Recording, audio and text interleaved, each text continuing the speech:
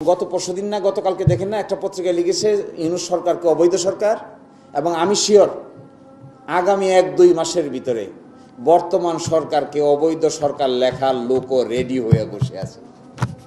আমার ধারণা রাষ্ট্রপতির ভাষণ শোনা উচিত না আক্তারদের। রাষ্ট্রপতি যখন ভাষণ দিবেন তখন চলে আসা উচিত সংসদে, আবার যখন তিনি চলে যাবেন তখন আবার সংসদে যাওয়া উচিত। ওই সময়টুকু তার কথা শোনার কোনো প্রয়োজন আছে বলে আমার কাছে মনে হয় না। আর 3 নম্বর হলো, আমি খুবই আশ্চর্য হয়েছি, কোর্টে বিএনপি মেকানিজম করে মামলা করেছে। আচ্ছা, এত কাঁচা মেকানিজম কেউ করে যা সব বোঝা যায়, সব দেখা যায়? আমার মনে হয় এদের বুদ্ধি শুদ্ধি কম। এত যে কম বুদ্ধি এটা আমি আগে ভাবি না। আমি ভাবতাম খুব সফিস্টিকেটেড ইন্টেলেকচুয়াল পিপল, যাদের capacity is very high, intellectually খুবই সেন্সিবল, এরকম মনে হইতো আমার কাছে। কিন্তু যে কাণ্ডটা কোর্টে ঘটাইছে, 2টা উকিল ম্যানেজ করছে, আরেকটা চেম্বার ম্যানেজ করছে, নিজেদের কয়েকটা আইনজীবী ম্যানেজ করছে, অ্যাটর্নি জেনারেলের অফিসকে বলছে তোমরা অপোজ করো। এগুলো যে করছে এরা আবার সব কই দিচ্ছে। একই কারবার। কোর্টে গিয়ে যখন আমরা বললাম যে একই কারবার, এটা তো কোর্টের বিষয় না, এটা তো হলো বিষয়টা তো হলো রাজনীতিবিদদের আলাপ আলোচনা করে বাইরে সেটেল হয়েছে। কোর্টের ফাংশন কি? আপনারা 2জন বসে কিভাবে বুঝবেন দেশে বিপ্লব ঠিক হয়েছে না বেঠিক হয়েছে? আপনারা 2জন বিচারক, তার মধ্যে একজন হলো আবার এই সরকারের আমলে অ্যাপয়েন্টেড বিচারক। তো আমি কোর্টে বললাম দাঁড়ায়, আচ্ছা মাই লর্ড, যদি এটা যায় তা আপনিও তো যান। যদি সংস্কার প্রস্তাব পুরাটা চলে যায় তা আপনি থাকেন? কারণ যে অর্ডিন্যান্সের আলোকে আপনি অ্যাপয়েন্টেড হয়েছেন, এই অর্ডিন্যান্স তো এই সরকার আসার পরে, অভ্যুত্থানের পরে 133টা অর্ডিন্যান্সের একটা অর্ডিন্যান্স হলো বিচার বিভাগের অ্যাপয়েন্টমেন্টের জন্য একটা কমিশন গঠন করে নিয়োগ। ওই কমিশনের অধীনে আপনিও নিয়োগপ্রাপ্ত। আপনি এটার বিরুদ্ধে রুল দিচ্ছেন, তা আপনি থাকবেন কই? একটা রক্তের উপর দাঁড়াইয়া এই কথা, এই কাজ করা যায়?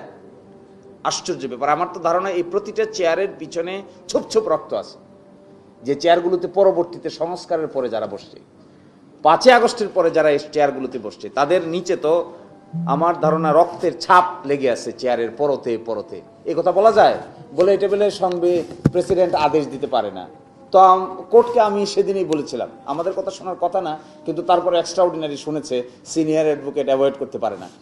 বললাম যে ঠিক আছে, সব বাদ, বাদেই যদি দিতে হয় সব বাদ, চলেন আমরা 4 অগাস্টে যাই, let us go back to 4th August. তাহলে কি আপনি থাকেন? বলছে না, আমি থাকি না।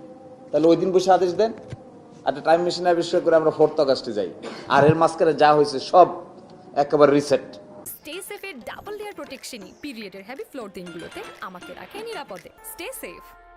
তখন আর কথাবার্তার, অর্থাৎ আমার ধারণা একটা রাজনৈতিক সংকটকে কোর্টের বারান্দার ভিতরে টেকনিক্যাল ওকালতির কায়দায় মোকাবেলা করার যে তরিকা, এটা যে ভুল, এটা তো কয়েকবার প্রমাণিত হয়েছে। এটা কেয়ারটেকার সরকার বাদ হয়ে প্রমাণিত হয়েছে, দেশে আগুন জ্বলছে। 5th অ্যামেন্ডমেন্ট, জিয়াউর রহমান সাহেবের করা 5th অ্যামেন্ডমেন্ট বাংলাদেশের সুপ্রিম কোর্ট ব্রাশ সাইড করে দিয়েছে, কিচ্ছু নাই। আমি জিজ্ঞাসা করলাম একজনকে, আপনাদের কি সামান্য পরিমাণ কাণ্ডজ্ঞান নাই?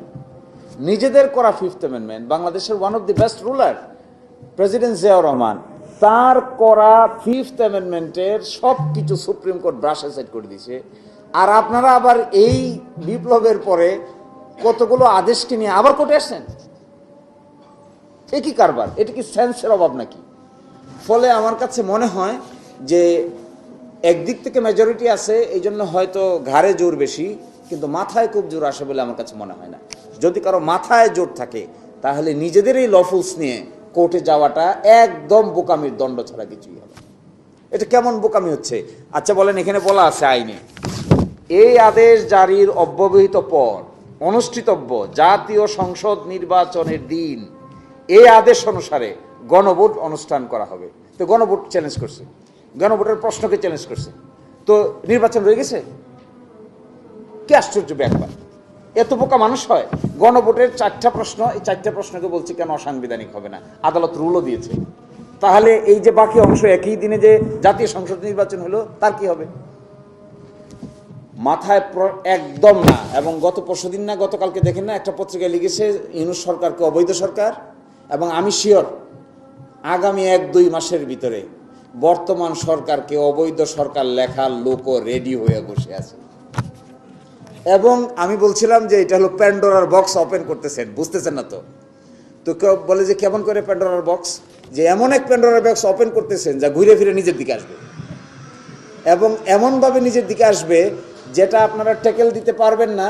তাহলে আপনি শুরুটা আটকাচ্ছেন না কেন? এটা তো ওই যে আমাদের এলাকা সুনামগঞ্জ, এখানে বর্ষার সময় জ্যৈষ্ঠ মাসে পানি আসে, প্রথম একটা সামান্য ফাটা হয়, তো এই ফাটা দিয়ে সামান্য একটু পানি ঢুকে 1 ঘন্টার ভিতরে এমন পানির স্রোত বাড়ে আর বাঁধ টাদ দিয়ে কোনো কিছু আটকানো যায় না। তো এখন যা করতেছি বিএনপি, সে মনে করতেছে আমি খুব খুশি। কেন খুশি? আমি তো একটা রুল পেয়েছি। কয়দিন পরে যে নিজের জামা কাপড় নিয়ে টান দিবে, এইটা আর মাথায় তাদের একদম নাই। এই বাঁধ ভাঙ্গা জোয়ারের সামনে পড়বে। ফলে এগুলো থেকে মুক্তির জন্য আমার কাছে একটা মাত্র কথা আছে, রাজনৈতিক কথা, তো রাজনীতিবিদরা আছে বলবেন, একটা পার্লামেন্টের করা উচিত, সংবিধান সংস্কার পরিষদের সভা আহ্বান করেন। Let it be call for. পার্লামেন্টের মেম্বার আছেন, পার্লামেন্টে আরেকটা রুমে আপনারা আহ্বান করেন, আহ্বান করে বসেন, আলোচনা শুরু করেন। ওনারা সংসদ চালাক, আপনারা সকালবেলা সংসদ করেন, বিকালবেলা সংবিধান সংস্কার সভা করেন। এরপরে অগ্রসর হোক। আর প্রেসিডেন্টের ভাষণের সময় থাকার দরকার নাই, প্রেসিডেন্টের ভাষণ শেষ হয়ে যাওয়ার পরে আবার গিয়ে ঘুরে এই প্রতিবাদটা জানার দরকার বলে আমার কাছে মনে হয়। আর এই সমস্যাটার সমাধান যদি বের করতে পারে সংবিধান সংস্কার সভা বসে, তাহলে আমার ধারণা একটা নতুন ডাইমেনশন হইতে পারে ইন পলিটিক্স।